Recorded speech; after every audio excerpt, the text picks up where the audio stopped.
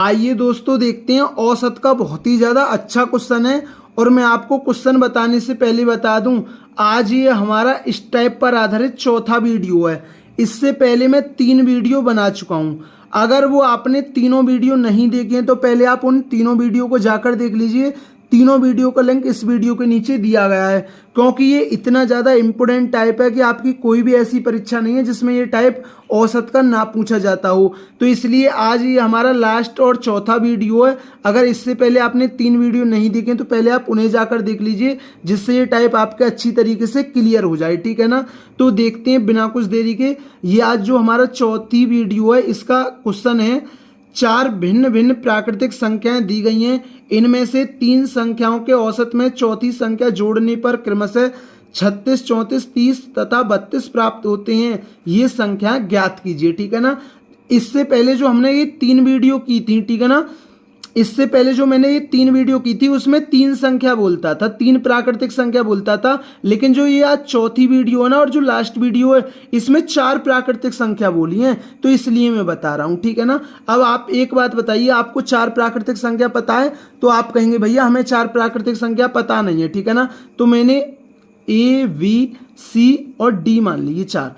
अब उसने क्या बोला है? उसने बोला है 3 संख्याओं के औसत में चौथी संख्या जोड़ने पर। मैंने अनेक बार बताया है हम जोड़ते इधर से हैं। पहले इसे जोड़ेंगे, फिर दूसरे पर इसे जोड़ेंगे, तीसरे पर इधर इसे जोड़ेंगे, चौथे पर इसे जोड़ेंगे, ठीक है ना। अब देखिए हम डी को जोड़ेंगे तो 3 संख्या कौन कौन सी बची? ए, बी, सी। इनका हमें औसत लेना है। अब हमें दूसरे पर सी को जोड़ना है, तो अब 3 बची कौन कौन सी? ए, बी, डी। तो अब हमें इनका औसत लेना है, क्योंकि उसने क्या बोला है? इनमें से 3 संख्याओं के औसत में चौथी संख्या जोड़ने पर। तो 3 संख्याओं के औसत लेना और एक संख्या उसमें जोड़नी है, ठीक है ना। अब तीसरे पर हम बी को जोड़ेंगे। अब इसके बाद 3 संख्या कौन सी बची? ए, सी, डी बटा 3, ठीक है।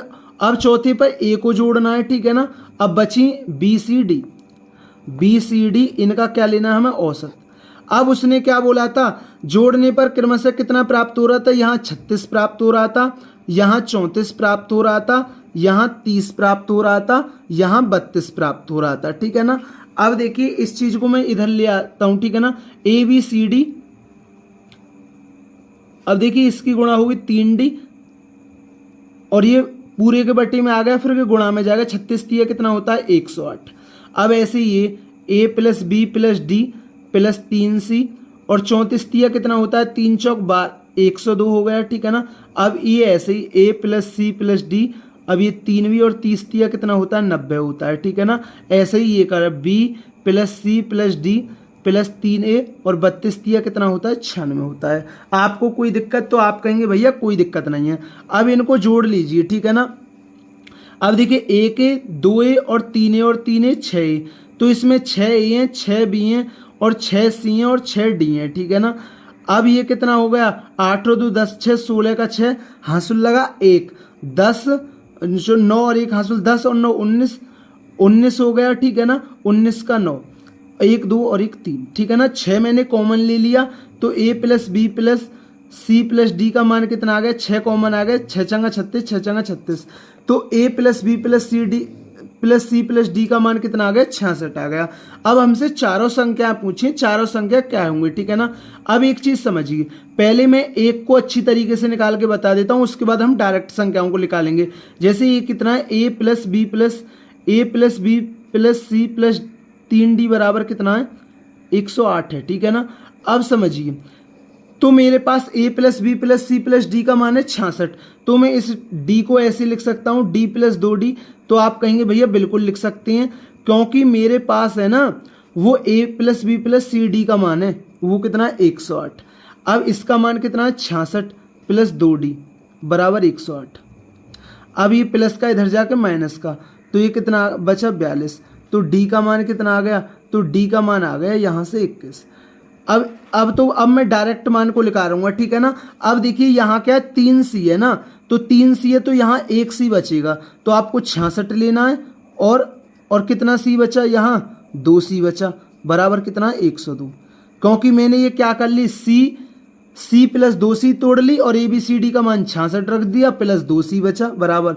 अब देखिए ये प्लस का इधर जाके माइनस का, 12 में से 6 गया 6 36, तो सी बराबर कितना आ गया 18। मतलब 12 में से 6 गया 6 और 9 में से 6 गया 3, ठीक है ना। अब तो और 2 से काटेंगे तो ये कितना आ गया, सी बराबर कितना आ गया 18 आ गया, ठीक है ना। अब ऐसे ही ये 3 भी है ना, तो ऐसे ही ये कितना आ जाएगा 66 प्लस 2 भी आ जाएगा और बराबर कितना है 90, ठीक है ना। तो ये कितना बचेगा, तो ये बचेगा 24। तो बी बराबर कितना आ गया, बी बराबर आ गया 12। अब ऐसे ही ये कितना है 3 ये है ना, तो यहाँ क्या बचेगा 2 ए बचेगा और ए बी सी डी का मान कितना है 66 प्लस 2 ए बराबर कितना है 96, बराबर कितना है 96, ठीक है ना। अब 2 ए, अब ये कितना बचा, ये 30 बचा, तो ए बराबर कितना 15, ठीक है ना। अब उसने क्या बोला है, उसने बोला है चारों संख्याएं हैं, तो एक 15, एक 12, एक 18 और एक 21 है। तो ये किस ऑप्शन में है, तो ये पहले ऑप्शन में है, ठीक है ना। अब देखिए आपसे ऐसे भी पूछ सकता है या आपसे ऐसे भी क्वेश्चन बन सकता है कि इनमें सबसे बड़ी संख्या कौन सी है, चारों में सबसे बड़ी संख्या कौन सी है, सबसे छोटी संख्या कौन सी है, सबसे छोटी संख्या कौन सी है, कि सबसे बड़ी और सबसे छोटी संख्या का योग क्या है। आपसे कुछ भी पूछ सकता है, ठीक है ना। लेकिन बस आपको संख्या निकालनी आनी चाहिए। अगर आपको संख्या निकालनी आती है तो आपसे कुछ भी पूछ ले, आप हर क्वेश्चन को कर जाएंगे। तो ये दोस्तों ये आज हमारा चौथा वीडियो था। इससे पहले मैं 3 वीडियो बना चुका हूं, अगर वो आपने नहीं देखे तो पहले आप उन्हें जाकर देख लीजिए, जिससे ये टाइप आपके अच्छी तरीके से क्लियर हो जाए। अगर दोस्तों चैनल पर नए तो चैनल को जरूर सब्सक्राइब किया करें, वीडियो पसंद आई तो वीडियो को जरूर लाइक किया करें। थैंक यू दोस्तों।